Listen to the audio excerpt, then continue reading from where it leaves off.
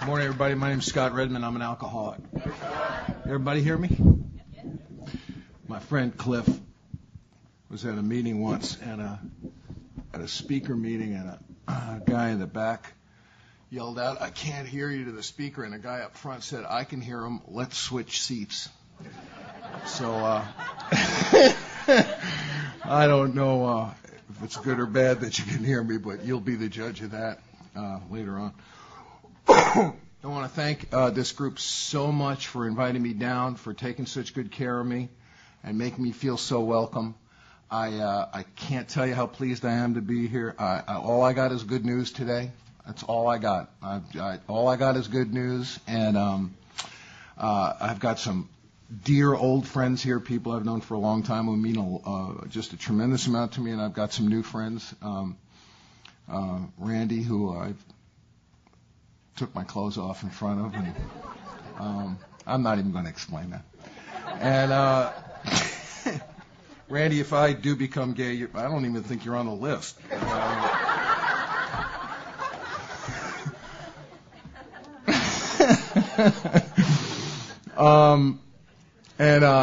I just to start off with, I've been asked to share my experience with the steps. That's what I'm going to endeavor to do. I didn't come here to insult or offend anyone. I got no bone to pick. I'm not here to tell you how to do it. I don't know how you should do it. I know how I've been doing it, how I'd like to continue to do it. So if I use the phrase "you" at all, I apologize in advance. You know, on page 29, it says, each individual in the personal stories describes in his own language and from his own point of view the way he established his relationship with God. These give a fair cross-section of our membership and a clear-cut idea of what has actually happened in their lives. We hope no one will consider these self-revealing accounts in bad taste. Our hope is that many alcoholic men and women desperately in need will see these pages and we believe that it is only by fully disclosing ourselves and our problems that they will be persuaded to say, quote, "Yes, I am one of them too. I must have this thing." That's the only reason that I'm here, to make a demonstration, bear witness, and tell you how this has been operating in my life. On April 22nd, I turned 22 years sober, continuous sobriety, and I'm absolutely astounded by that. And if you're new here, I am not as close to my next drink as you are. I'm not. I only have till 12 o'clock tonight. Don't get me wrong. I'm not cured. But your drinking muscle's a lot stronger than mine. You've been working out. My not drinking muscle is a lot stronger than yours, because I've been in the spiritual gym for 22 years. And I'm not putting you down. When I was new, that was good news. I wanted to know that you, with some time, with some continuous time, building up and developing these not drinking muscles and this spiritual development and this feeling of being connected. You know, I had this insane idea that I could have a successful life being separated from you. And then I've had the incredibly painful experience of being separated in AA. When I have actually done AA better than you on several occasions. I've been over sober.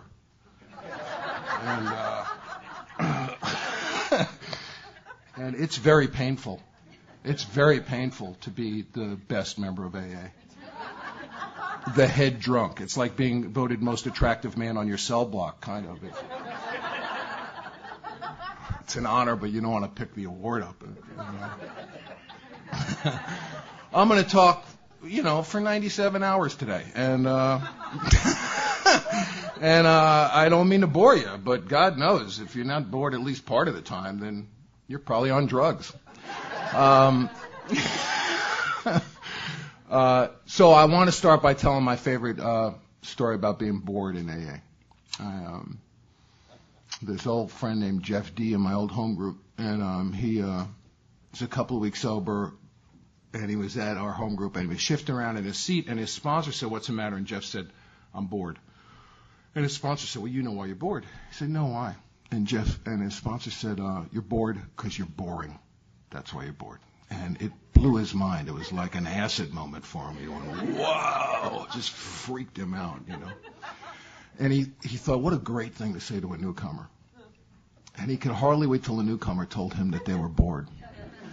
And 13 years later, a newcomer has told him that they're bored. And he's at an AA meeting with a young lady who was new, and she looks really uncomfortable. And he says to her, "What's the matter?" And she said, "I'm bored." I said, "Well, you know why you're bored?" She said, "Yeah, because I'm with you. That's why I'm bored."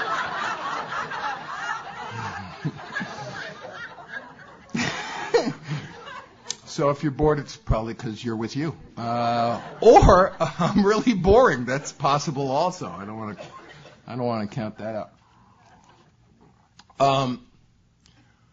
I have a physical allergy to alcohol. It makes it impossible for me to control and enjoy or moderate. And if that was my big problem, I'd be in pretty good shape.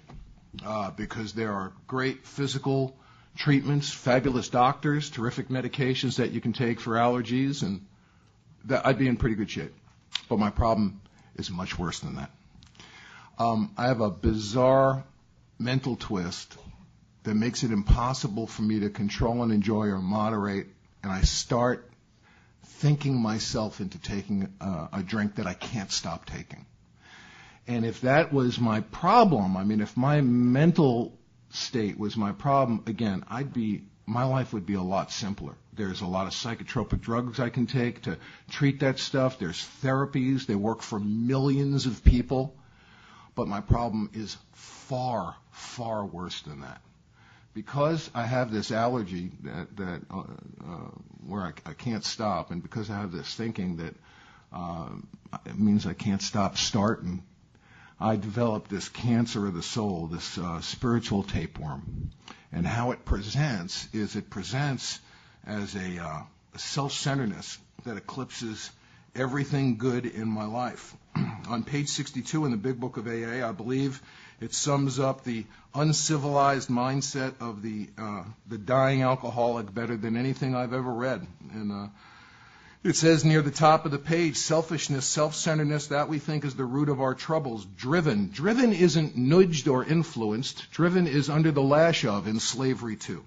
Driven by 100 forms of fear, self-delusion, self-seeking, and self-pity, we step on the toes of our fellows, and they retaliate. Sometimes they hurt us seemingly without provocation, but we invariably means without variation, without a loophole, every time, invariably find that at some time in the past we have made decisions based on self, which later placed us in a position to be hurt. Let me qualify that right away, okay?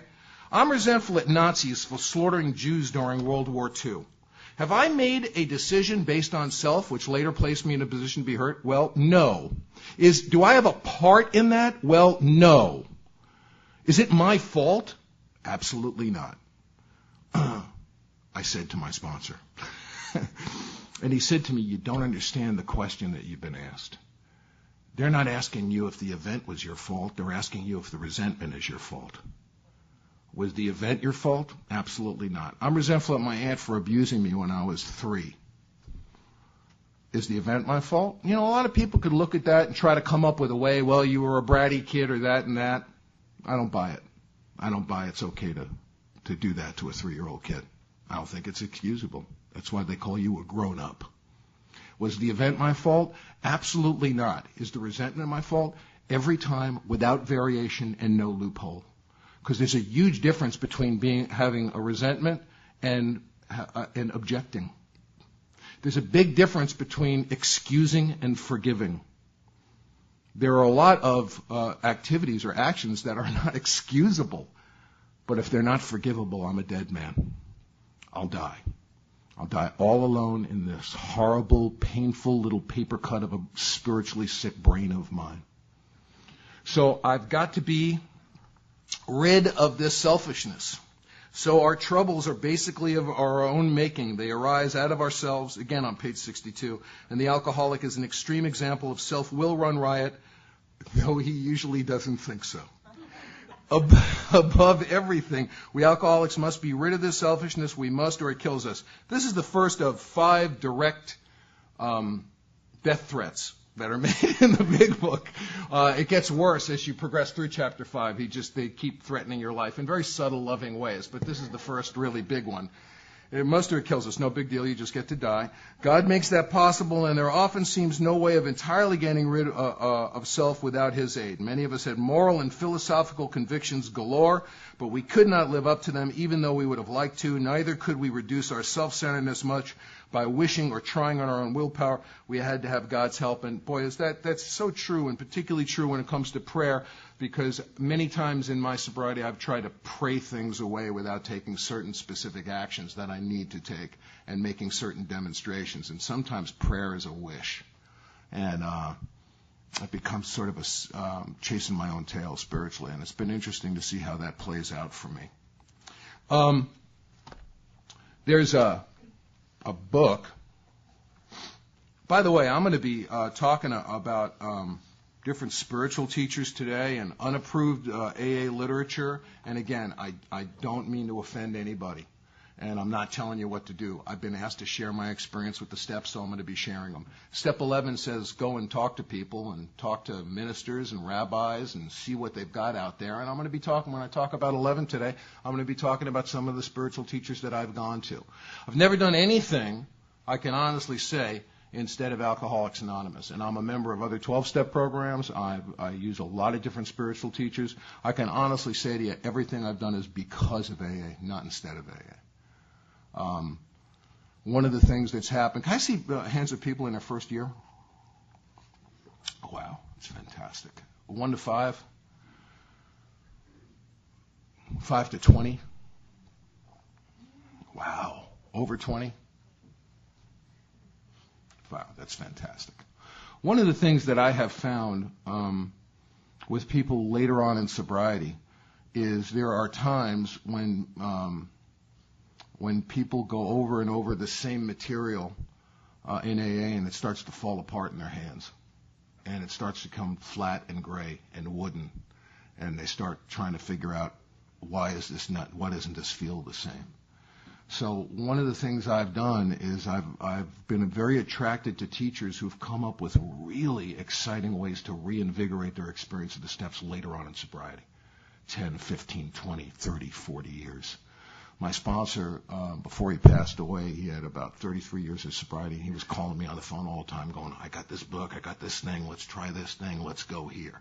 He was like a nutty 8-year-old, He was over 80 years old. That's what I want. That's really what I want. Anytime anybody puts their finger in my chest in AA and says that's the way it is, and if you question it, you're in danger, I go, thanks for sharing, and I get the heck away from them. I've stayed away from those guys for 22 years. I've also stayed away from, there were some old-timers in my area when I was getting sober who were the shut up, you're a moron, if your lips are moving, you're lying, and I've stayed away from that for 22 years. I've had no use for that at all. And there was this idea in that group at that time that those guys were very wise. Their grumpiness was born of sort of this weathered, extended experience they had. And until I stayed sober long enough just to find out that they were just really pissed off and really mean, I attached this other value, which was all in my head. I never heard it from them. They never taught me anything about inventory. They never taught me anything about self-examination and admission and compliance and demonstration. They just showed up and played pinochle. And, thank God I'm so spiritually developed, I judge no man. There's a difference between an evaluation and a judgment. And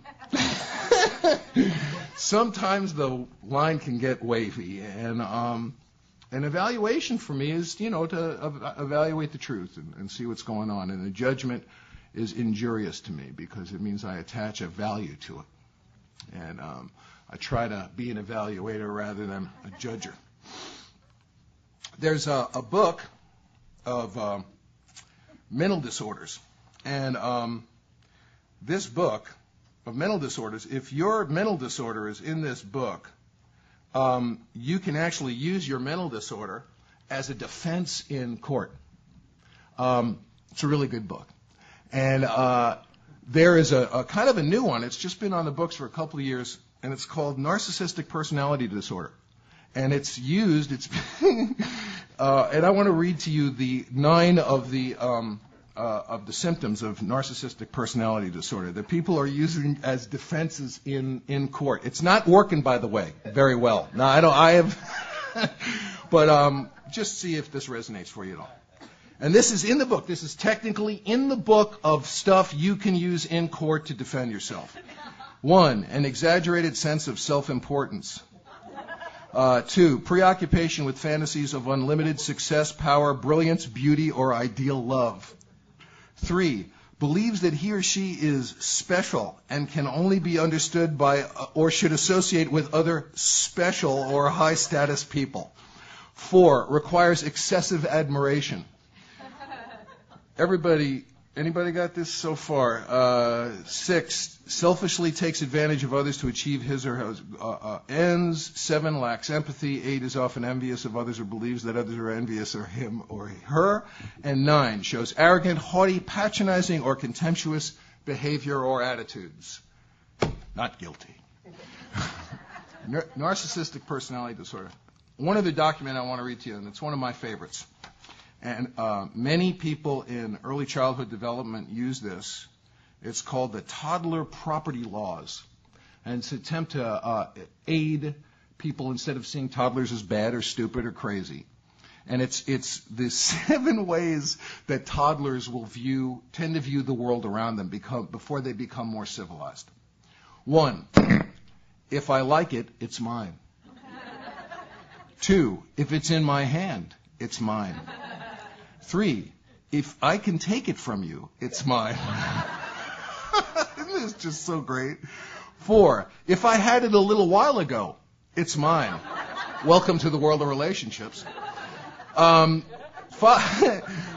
if it's mine, it must never appear to be yours in any way. 6, if I'm doing or building something, all the pieces are mine. And 7, my favorite, if it looks just like mine, it's mine. So, I must be rid of this selfishness or it kills me. I'm powerless over alcohol. My life has become unmanageable. It's such a simple statement and such a simple idea. And if it really was that simple, there wouldn't be an empty seat here. Actually, there would be. The entire room would be empty because we had no need for Alcoholics Anonymous. In the packet that you were given this morning, if I can find it, I've just got too much paper that I'm probably never going to look at during the day. Thank you so much. In the 3rd page, I want to read this prayer, and then I want to talk about it a bit.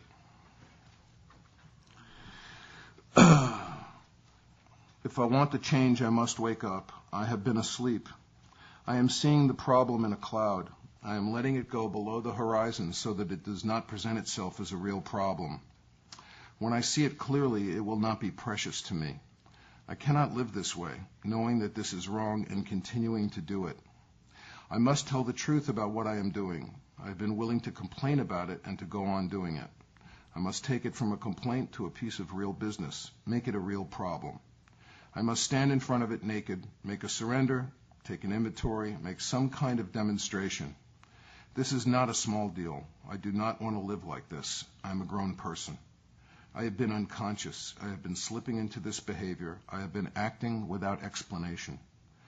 I must ask God to help keep this thing on a conscious level. I must elevate it in my consciousness and see it as a problem. Prayer is the measure of whether or not I'm in the game. Dear God, direct my will to what you want me to do. This friend of mine was working with a new guy some months ago, and noticed the guy was a couple of weeks sober. He noticed this bruise on the guy's chest. He said, "What happened?" And the guy said, "Oh, I hit He opened his shirt. He had these huge purple bruises all over his torso. My buddy, wanted to know what had happened, and the guy said, "Well, a couple of weeks ago when I got sober, I was going to kill myself, so I drank a bottle of vodka and I stole a vial of nitroglycerin pills from a heart patient." By the way, that's the last time the heart patient comes up in a story. He's collateral damage. He's off like flopping around like a boated fish somewhere. But he stole this vial of nitroglycerin pills. He swallowed the whole vial, and then started slamming his body into the wall, trying to blow himself up.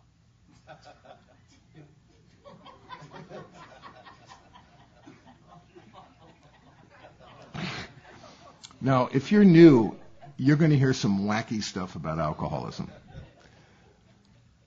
And some of it makes sense to me and some of it doesn't. And the stuff that doesn't make sense to me, I've never found in the big book of AA. I've heard that alcoholics don't like change, just don't like change of any kind. And I don't like change I don't like. But I love change. I've never heard anyone get to a podium and say, oh man, I hit the lottery, I'm having sex with identical twins, it's killing me, this change is just ripping me up. I've never heard that. But my personal favorite is that alcoholics are above average intelligence. I have only heard this at Alcoholics Anonymous meetings. I have never heard it. Just ask Nitro how brilliant we are. If his nickname isn't like Boom Boom or something like that, then his home group sucks, you know.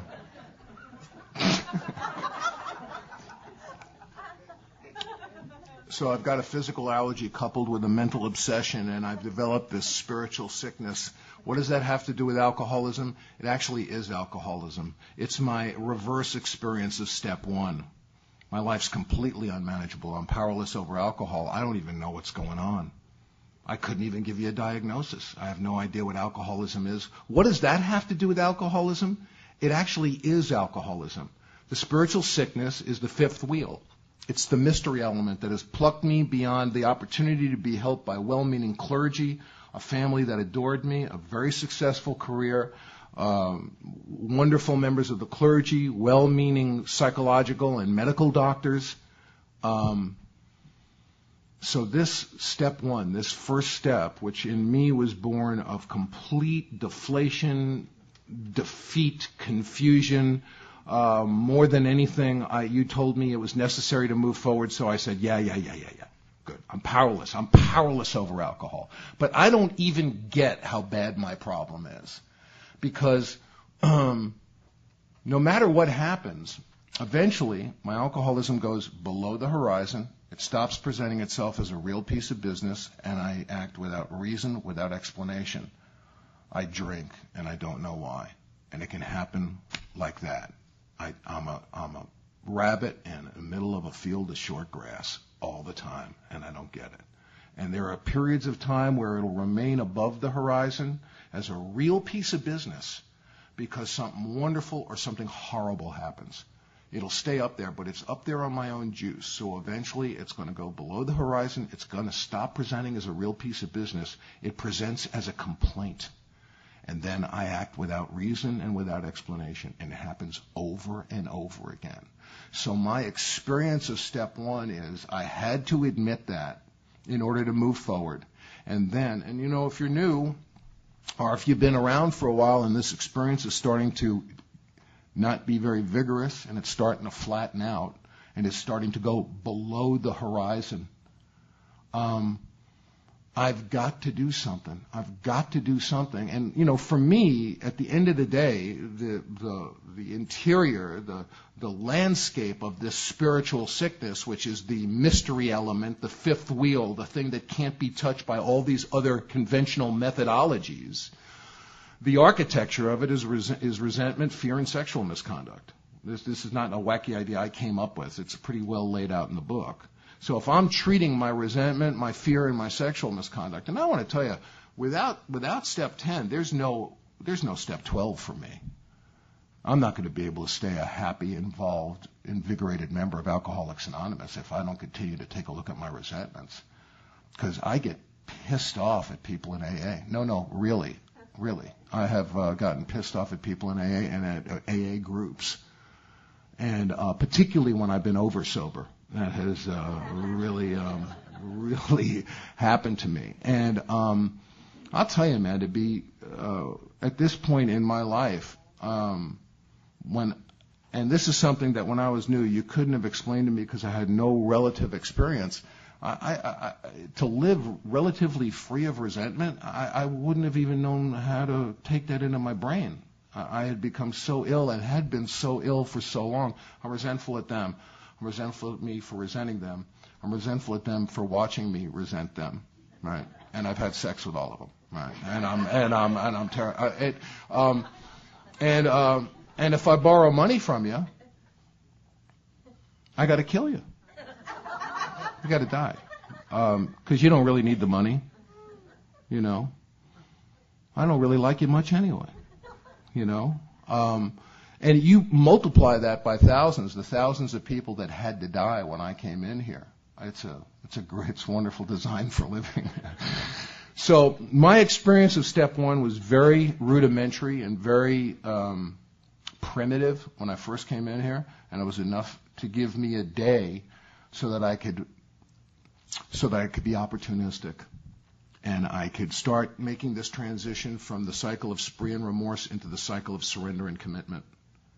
And that cycle of surrender and commitment, when it's nourished by this spiritual health, is something that can't be beat. It brings about a personality change that helps people accomplish one day at a time permanent sobriety.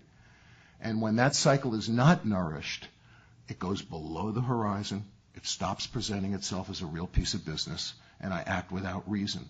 Now, it's been my personal experience that the things that I have continued to suffer from as a member of AA are the things that remain complaints and don't become real pieces of business. There was some, in my first home group, there were a couple of really bad ideas. One of the really bad ideas was that you can do anything in sobriety as long as you're willing to pay the price. First of all, the insane idea there is that you're able to pay the price. How do you know you're going to be able to pay the price?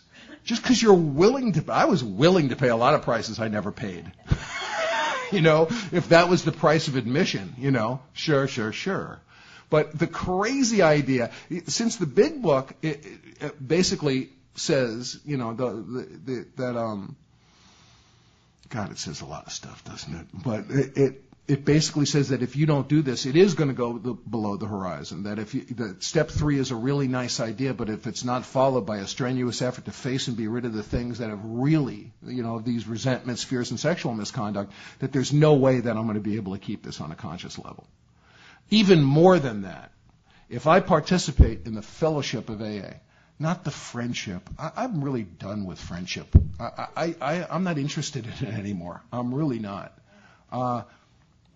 There are people here today that I don't see very often. I don't see Beverly and George very often at all. We move in and out of our connection effortlessly.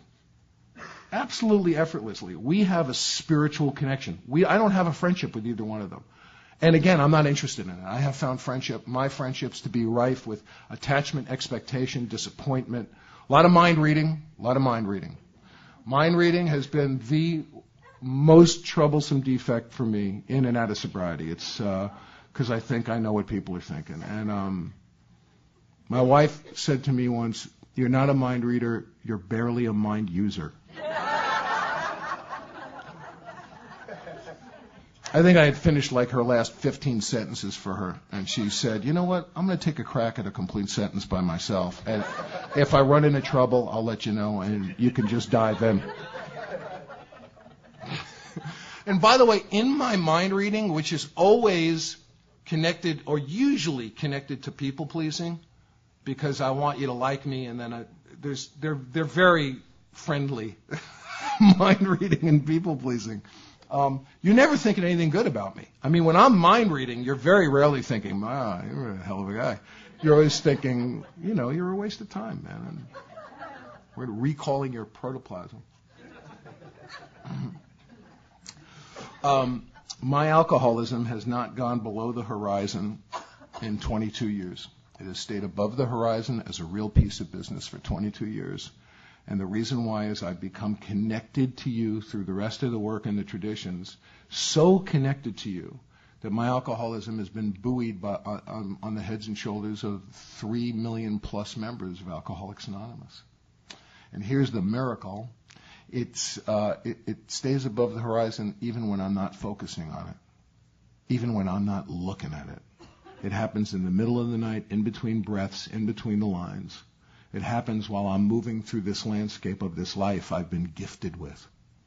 That's extraordinary. That is really extraordinary.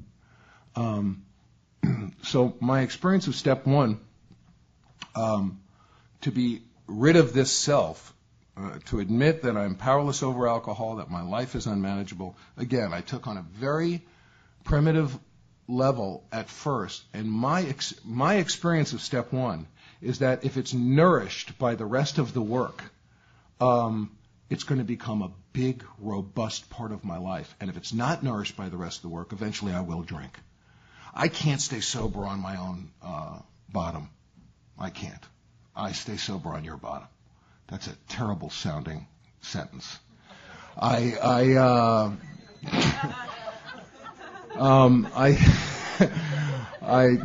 boy. I stay sober because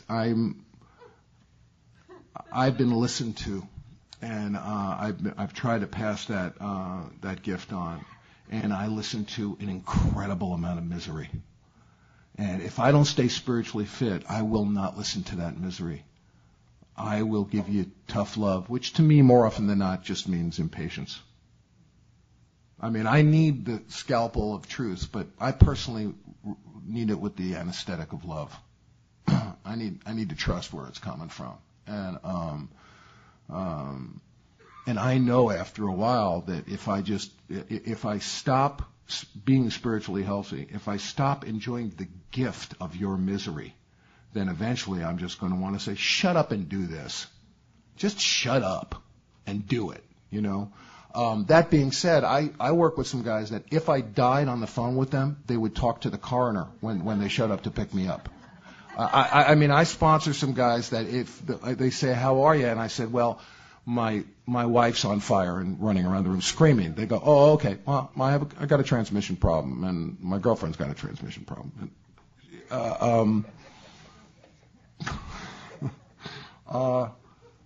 And that's okay. And eventually, because when guys ask me to sponsor them, and if I say yes, I just tell them that my deal is I'll be more than happy to walk towards God with you and do the work. And if you don't do the work, eventually I'm not going to be a particularly interesting person to be around. It's pretty much what I do. That's all I got. I mean, I could talk to you about politics and art, but I have other people in my life I discuss that with. My friend Brent's here from Oklahoma. He's my sponsor, the guy, and he's also a dear friend of mine. We're very fortunate. That's not required. I'm not friend. I sponsor guys I don't like. So what? You know, it's not necessary. It's quite often a lovely, lovely byproduct. I've come to believe that a power greater than myself can restore me to sanity. By the way, one thing I want to ask you, a little help. When we take a break, I'm going to be, and we might want to put this basket in the back if people want some anonymity, but if I've talked about something you'd like me to expand on or some stuff you'd like me to make sure I talk about, just write a note and drop it in there. And I promise to not make fun of you. I've been at Q&A meetings sometimes where it's kind of, you know, sometimes the questioner will kind of get ragged for the question. I promise I won't do that. Because the reason being is that in the little break, I'm desperately trying to come up with something to talk about when we come back. So I have to. Brent's laughing because he knows it's true, but so please leave me alone because I got to come up with something. I'll talk to you after the deal. But if there's something you want me to expand on or clarify, please let me know. I've come to believe that a power greater than myself could restore me to sanity. Could, not would, not should. Now, my goal here is to be connected to you. My goal is to be part of the connective tissue of Alcoholics Anonymous that buoys on the heads and shoulders of 3 million members of AA, my alcoholism, your alcoholism. It becomes a shared experience. When I do AA better than you, you know, it's an interesting thing. I don't know if you've seen this. There's a group in Washington that's getting a lot of press right now.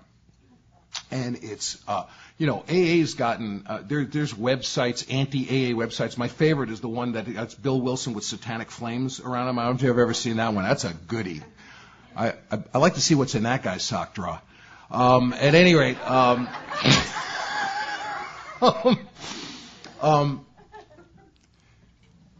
whether or not it's true is a whole other thing.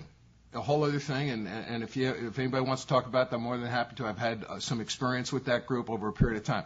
The thing, AA has gotten that kind of press. It's the first time I've seen a group get that kind of press. It's really interesting. The thing I do know is that once I start to separate myself in any way, bad things happen. Once I start to do it with my sons, once I start to do it in my home life, bad things happen. And usually it's born of me making my suffering precious. Now, in the prayer by the way, this prayer came from me it's not originated by me. I just took notes. This came out of a talk my sponsor had with me over the phone, and I just took the notes down.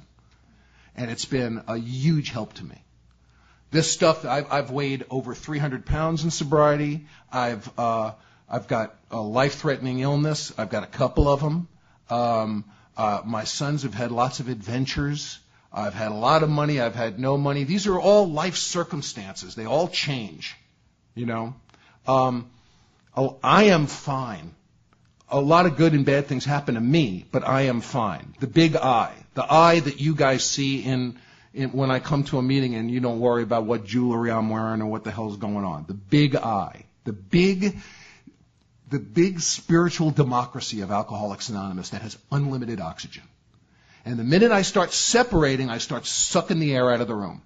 And the minute I start putting quantities and hoops you got to jump through and raising the bar and things that you've got to do if you really want the real deal here, then it starts getting very small, and it starts really resembling the life that I had before that I made the big surrender here. And what does that have to do with sobriety? This other stuff that I suffered from? Absolutely nothing unless you're going through it. Absolutely nothing. One of the other really bad ideas that was at my whole home group was, well, you cheated on your wife, you weigh 600 pounds, you gamble, but it's okay, we're sober. Well, if I'm filled with self-loathing and I'm filled with remorse and my view of the world is colored by these defects that have gone below the horizon and are a complaint, they're not a real piece of business. Because when it's a real piece of business, I act on it. When it's a real piece of business, part of my frustration as a father has been when I don't think my sons are treating something like a real piece of business. In the handout I gave you, there's a wonderful piece. I'd like to read it now. It's in the page after that prayer. And it was written by Dr. Paul, the guy who wrote Dr. Alcoholic Addict. It's one of the last things that he wrote before he took his light into another room. Be an interested observer. Have you ever watched the continuing deterioration of someone that you really want to help? Perhaps a close friend or relative, maybe one or more of your own children, and they do not respond to anything you say or do. This can be an extremely frustrating and discouraging for people in recovery. You want so badly to help, but you can't. They just don't hear you.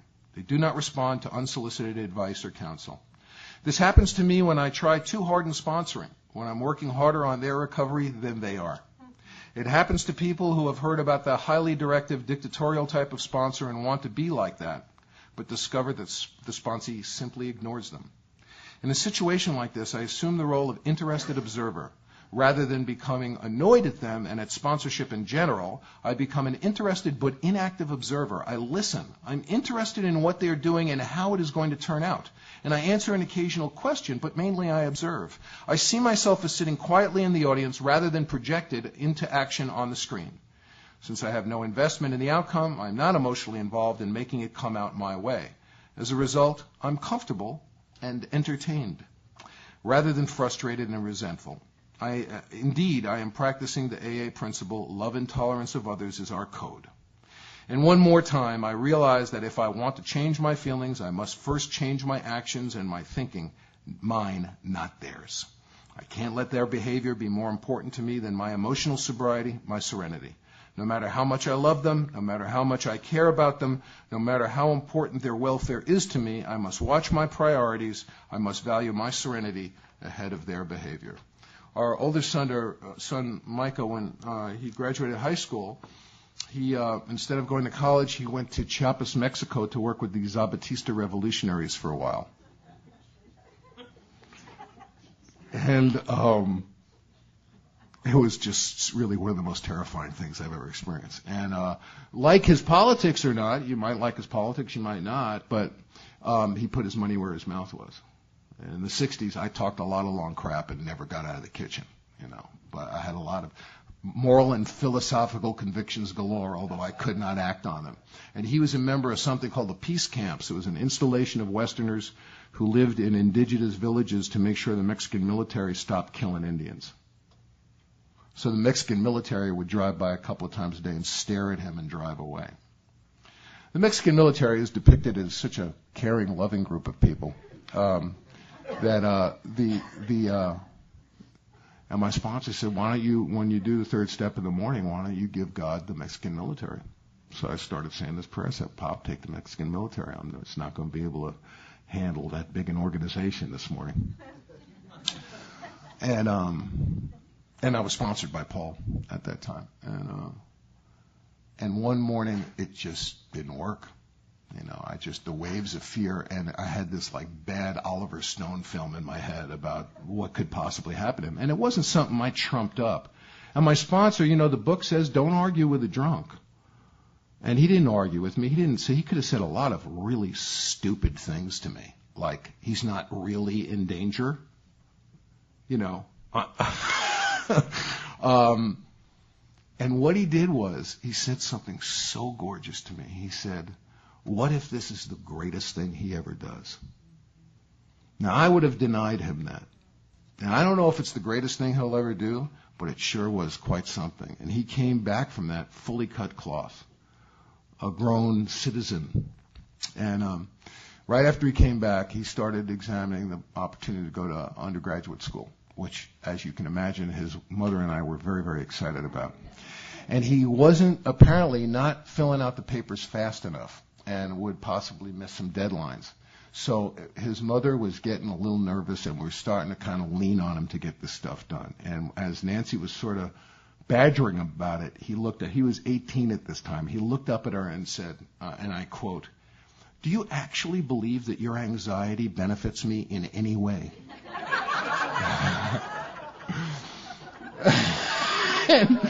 and I thought we were kind of hoping it would, to tell you the truth. And the interesting one,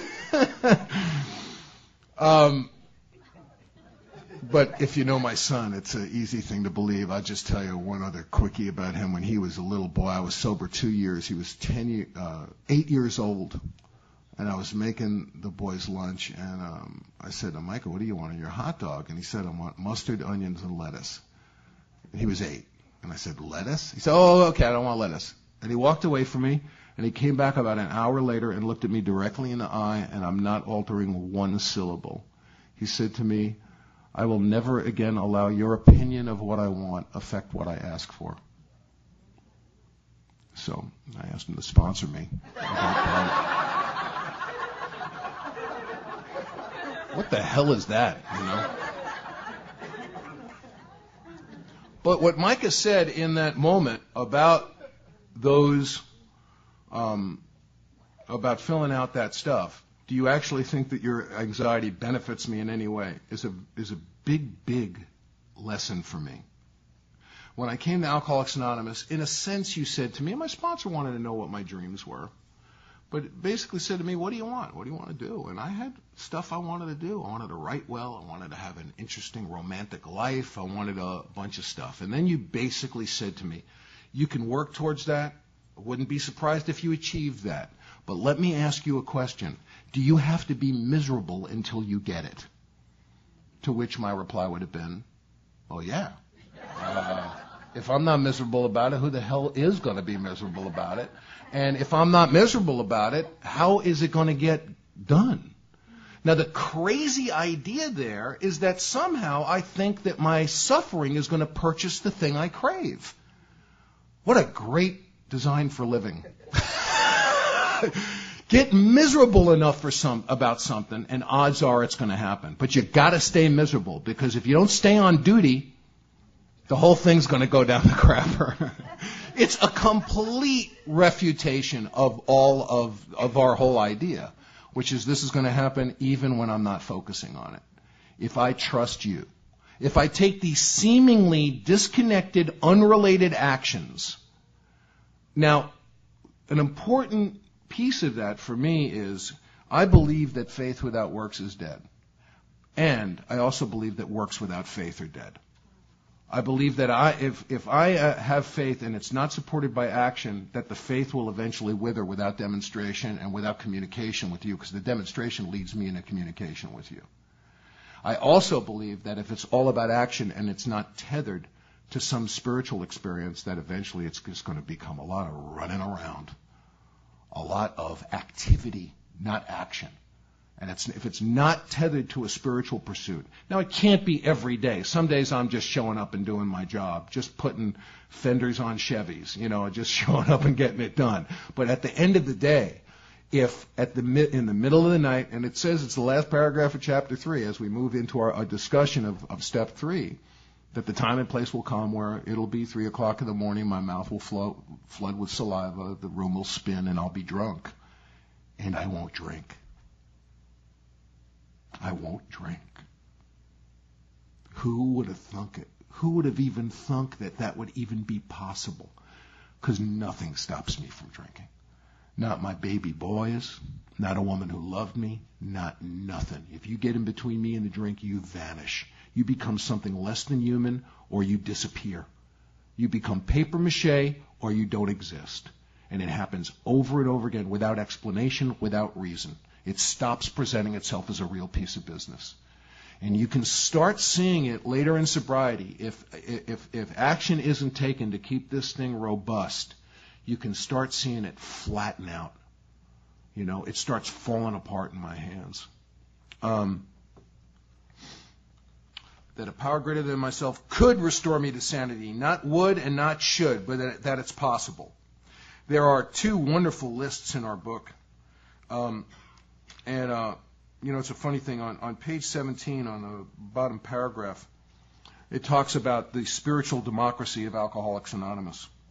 The tremendous fact for every one of us is that we have discovered a common solution. We have a way out on which we can absolutely agree and upon which we can join in brotherly and a harmonious action. This is the great news this book carries to those who suffer from alcoholism. Where in there does it say, if you're part of this group, you're getting the real deal? You're hearing stuff at this group you don't hear at other groups. Mainstream AA, well, if you want to take a chance out there, go ahead. But if I were you, I would just attend meetings that we have, because we're just we got to, we know works. I don't know about that other stuff. I believe in the spirit of the law rather than the letter of the law. And it says that, each group is autonomous except when it comes to, unless their actions affect other groups or AA as a whole. I believe the spirit of that is if I say I'm doing AA better than you, then I am affecting AA as a whole. I think that's part of what happened to that group that got written up in Newsweek.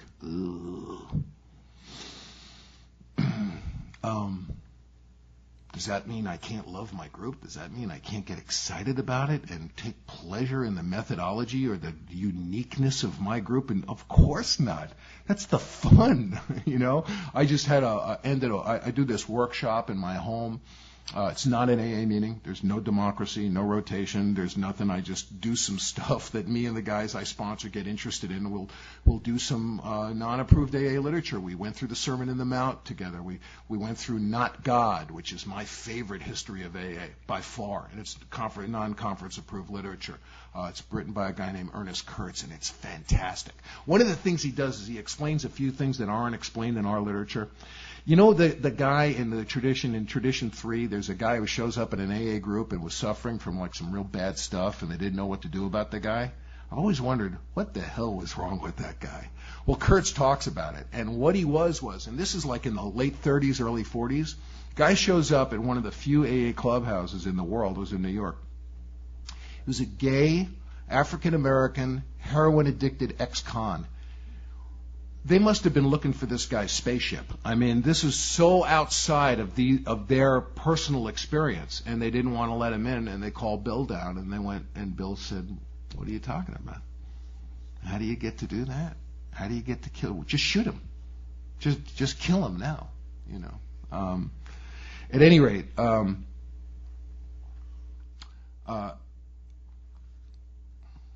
step 2. There are 2 wonderful lists in our book. One is a list of things people say about us. It's on page 20, the 3rd paragraph.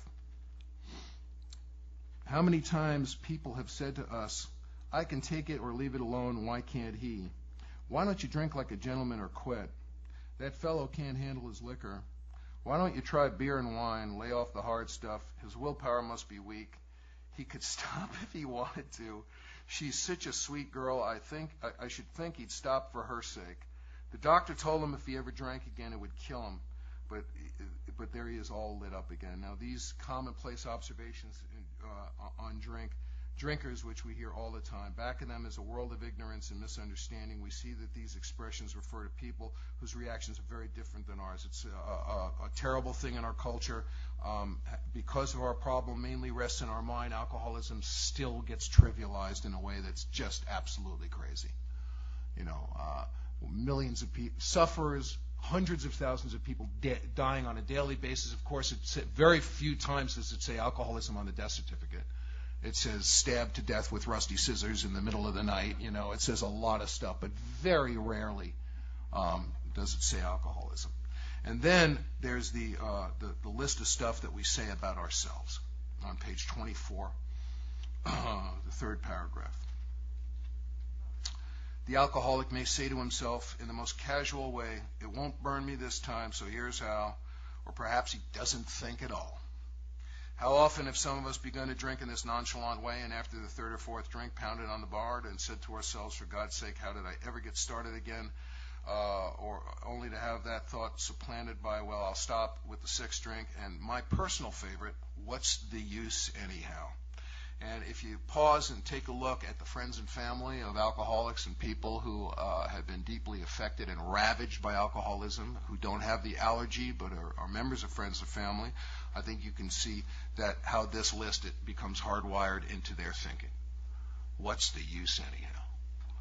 And when you're trying to be pretty enough or smart enough or good enough so the sleeper will awake, because, you know, and trying to impact, I'll stop after the 6th compliment or whatever, however that manifests. But it's very clear to see how this kind of thinking this kind of insanity becomes hardwired into the thoughts and feelings and actions of friends and family of alcoholics.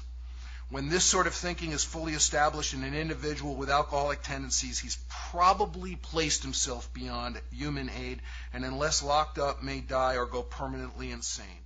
So it says if you have the physical allergy, if you're someone with alcoholic tendencies, and this kind of thinking becomes well established in you, you're dead.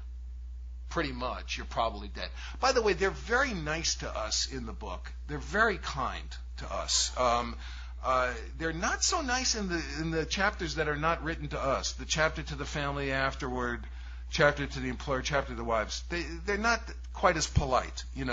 My favorite line, there's 2 of my favorite lines is in the big book is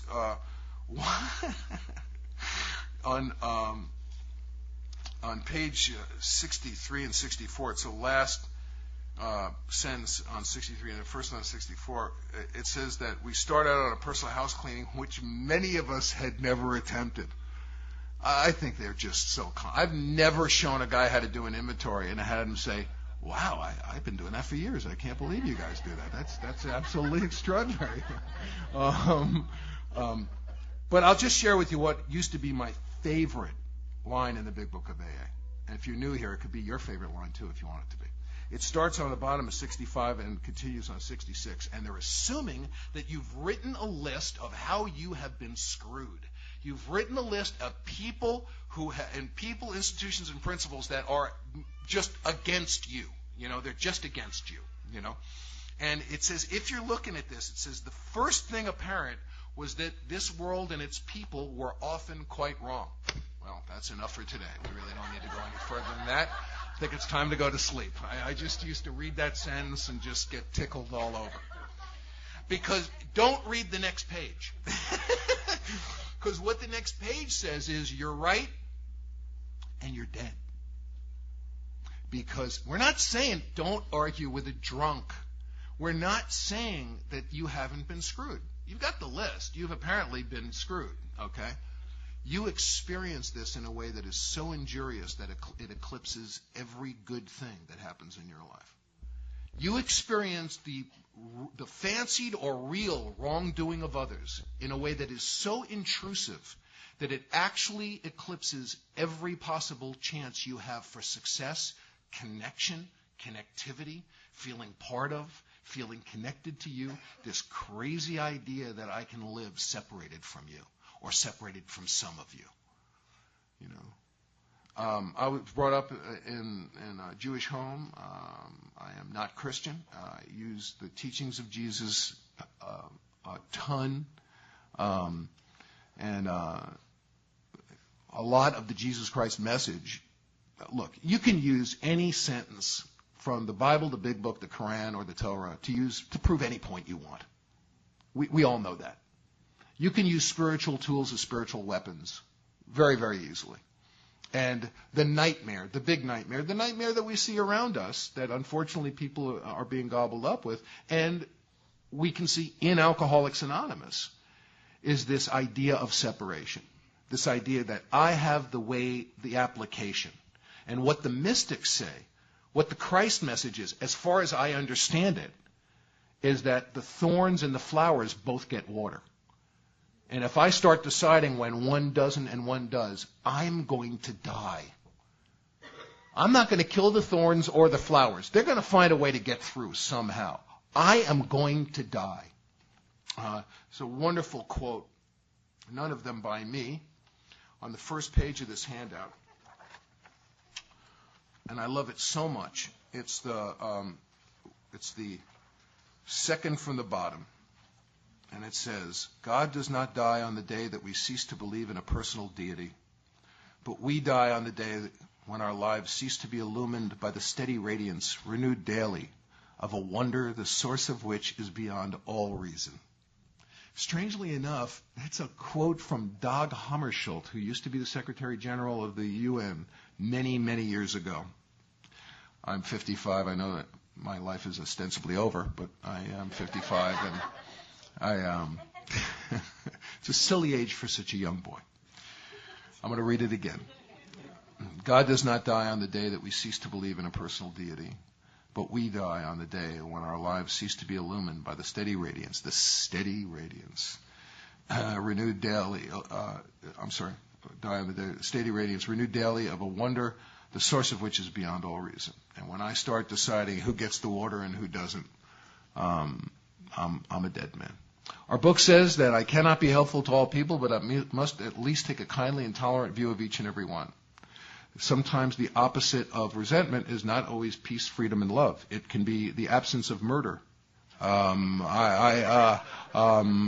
plenty of people I don't like. I don't have to like them, but I must at least take a kindly and tolerant view of each and every one. There's stuff that's not excusable, but it all has to be forgivable. I'm going to talk about forgiveness more. I want to end our first session with the last sentence on that first page of the handout. It is, to me, one of the most beautiful expressions of step 2 that I've ever heard. It's a definition of faith. Now, this definition of faith was made by a spiritual teacher. He says that he used to confuse faith and belief, and for him they're different. And I don't want to get into semantics. It's kind of interesting. It's like, when does faith become belief? In my home group, they used to say something that, a lot of people say, which is, make your higher power anything you want. They used to tell a story about this woman who made her higher power the tree outside of her house. And she prayed to the tree every morning. She stayed sober. And one morning, a city truck was feeding the last branch of the tree into a chipping machine. That's great. That was great. Oh, I love you. That was great. And she went running down the street after the truck screaming, "Oh, God, save my tree." So she stepped to the shore. She had to make a transition because her tree had been sent through a John Deere mulching blade, and she had to make it. So he talks about his beliefs are different from faith because he likes his beliefs because he believes in them. And the stuff that he believes in really feels good. Faith is the willingness to expose myself to the truth despite the consequences. I never heard a better expression of step 2. A step into thin air. Do you believe that a power greater than yourself can restore your sanity? Not that it would, not that it should. It says in chapter 4 that if you are even willing to believe in the possible existence of a power greater than yourself, we emphatically assure you that you're on your way.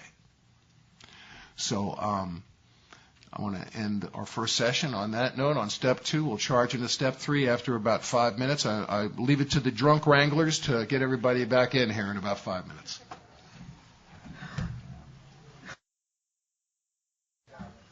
Grant me the serenity to accept the things I cannot change, or to change the things I can, and the wisdom to know the difference.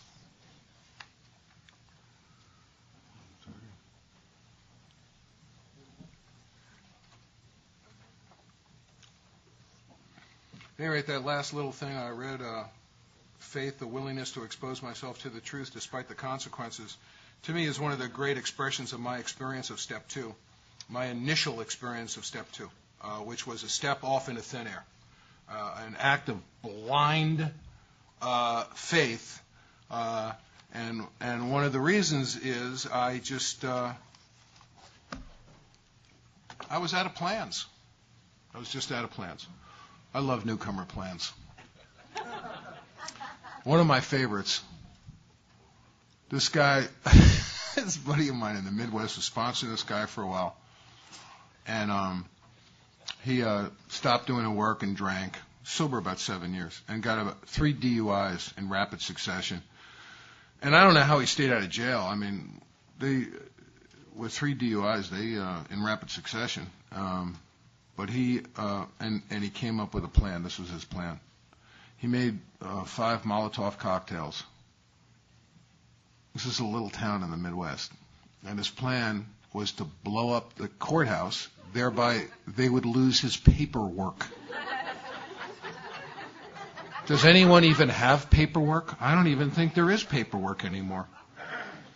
So he made the 5 Molotov cocktails. He put 1 in each corner of the building and took the 5th one and laid down in his car and fell asleep. Now, I've never read the instructions on a Molotov cocktail, but I believe throwing is involved at some point. I think at some point you got to throw the thing. Now, these days, if you try to bomb a government installation, then they don't give you a court card. You don't go to 30 AA meetings. You wind up in Guantanamo Bay with a black bag over your head for a period of time. So he's...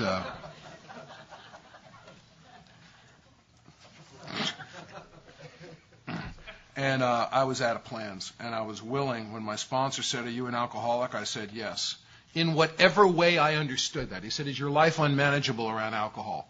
Now, I'm a guy who one time when I had a toothache, I thought, okay, I'll take a big darning needle and with a pair of pliers, and I'll heat it up over the stove and push it into my gum.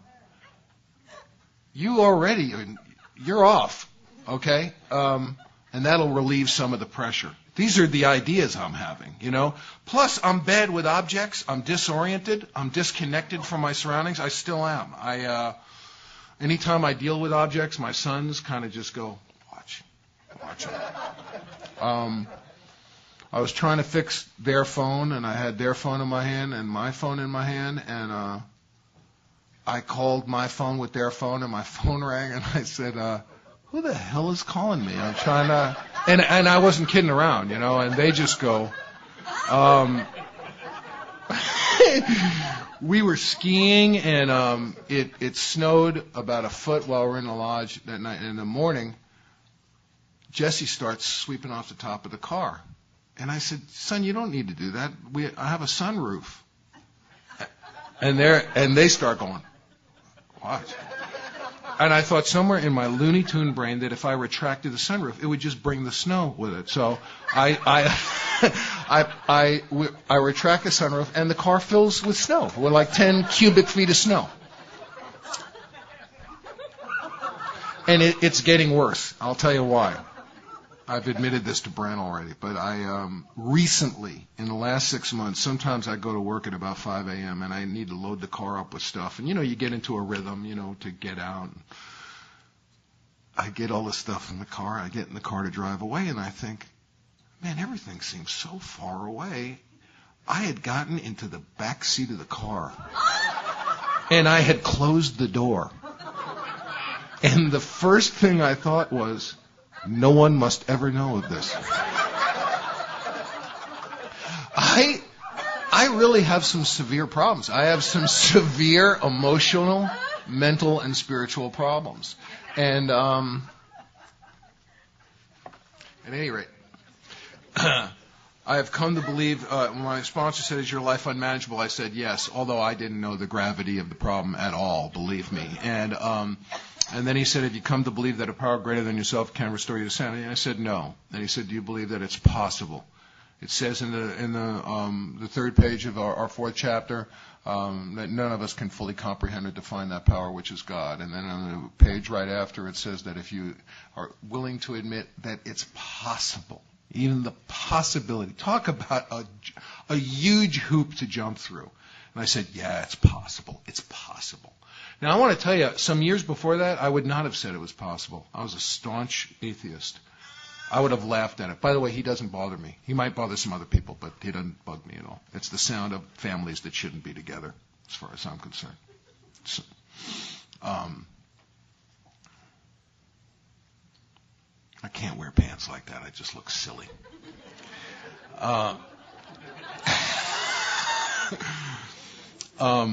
There are none in my drawer either, I swear to God.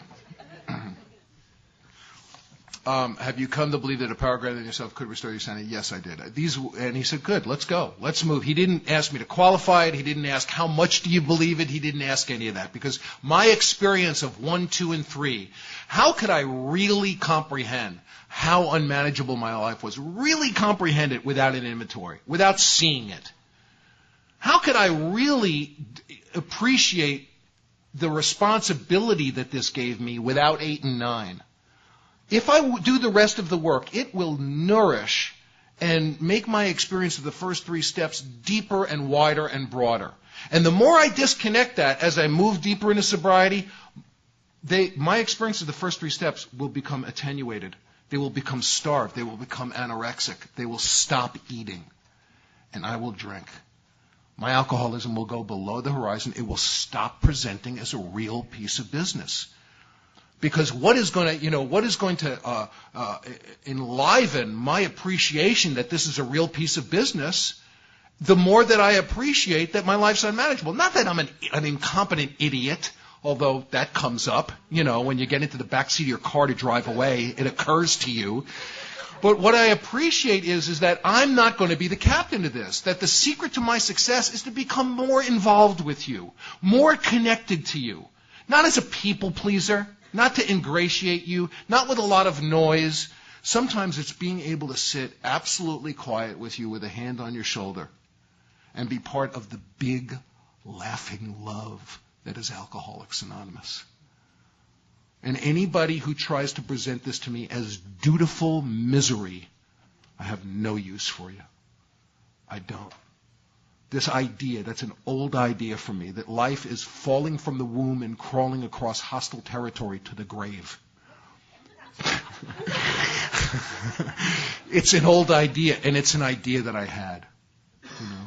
God is either everything or nothing. So these admissions take me to step 3, and they take me to the 5th chapter.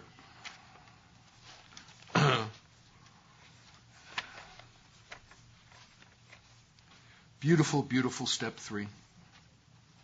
God, I offer myself to thee to build with me and to do with me as thou wilt. Relieve me of the bondage of self, that I may better do thy will. Take away my difficulties, that victory over them may bear witness to those I would help. Of thy power, thy love, and thy way of life, may I do thy will always. The engine, the mechanism, of course, is to immediately start turning my eyes out. I'm asking for the removal of my difficulties so I can bear witness to a fellow sufferer. As far as I know, Alcoholics Anonymous has nothing to do with cured people administering to the troubled. As far as I understand Alcoholics Anonymous, it's about fellow sufferers. One of the things that was so hard for me when I was new is sometimes I'd hear people come in and say, I had a baby and that baby will never have to see me drunk. And man, it just used to kill me because my kids had seen me drunk and I had injured them terribly. Their backs were broken by alcoholism by the time I got in here.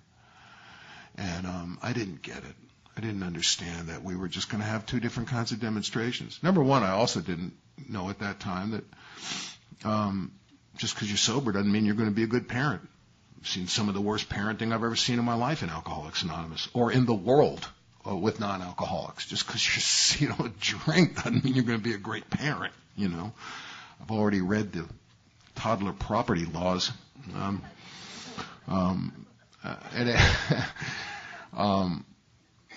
What I didn't know is that when I asked God to remove my difficulties in the third step, when I drew close to him and he revealed himself to me, that I was going to be able to talk about how troubled my children were and how I got sober and the family recovery that we had. That when my kids came in and they couldn't stop grinding their teeth and they had tics and they were cut out from the society of other children, that as I got involved with you, as I became connected with you, as I started to blow on the embers of the connective tissue of Alcoholics Anonymous, now sometimes the kids get well and sometimes they don't. The thing that I do know is they're going to have a sober parent that's going to try to be more helpful with their illness. That I know. That's the only thing I can commit to you that I'll try to do. It happens that in our house the children really recovered. And neither one of them has the allergy. They've had a lot of adventures, but at the end of the day, folks, you either have the allergy or you don't. I mean, it's really as simple as that. You could be as nutty as you want. You can have as many other, there are a lot of problems that have nothing to do with alcoholism. I've divested myself of this notion that the 12 steps of Alcoholics Anonymous can take care of everything. It can't cure tuberculosis. It can't cure certain mental disease.